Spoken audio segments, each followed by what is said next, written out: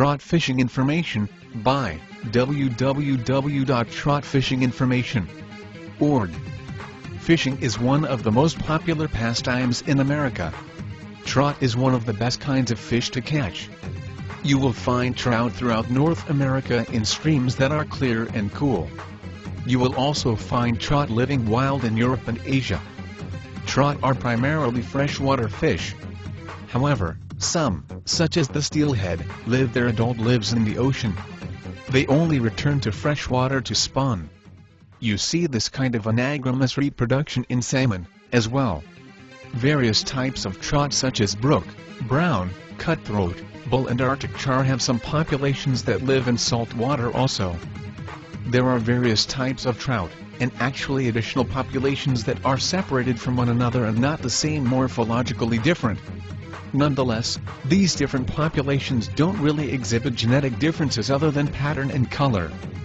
The exact trout species that live in different places have very different coloring and designs and might be known by another name.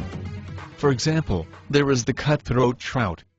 There are 14 subspecies recognized. Although, this number may vary depending upon your sources. Some are the Lahontan cutthroat trout, the Bonneville cutthroat trout, the Colorado River cutthroat trout, and the Yellowstone cutthroat trout. Variations in patterns and colors may cause individual representatives of the same species to acquire different labels.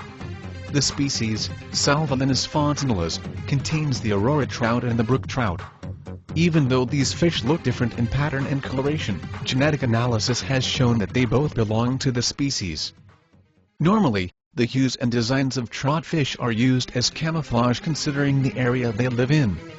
When a fish moves from one habitat to another, its patterns and coloration will adapt. The same sort of fish may show very different coloration depending upon its environment. A fish that has just come in from the sea will be very silvery. The same sort of fish that has been in a brook for a while will be greenish with speckles and a lot more color.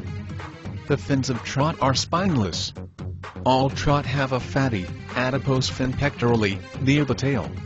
Even though trout are pretty bony, their meat is quite excellent.